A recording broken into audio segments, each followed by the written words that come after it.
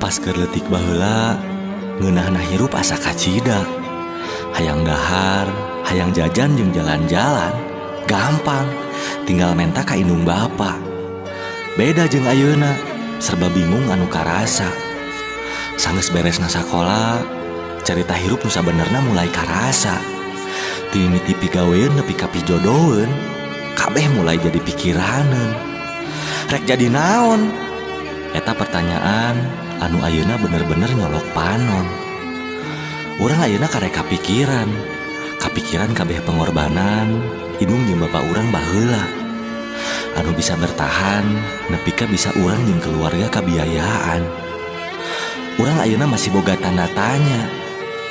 Ari urang bisa berjuang demi kebahagiaan anak incu urang jaga.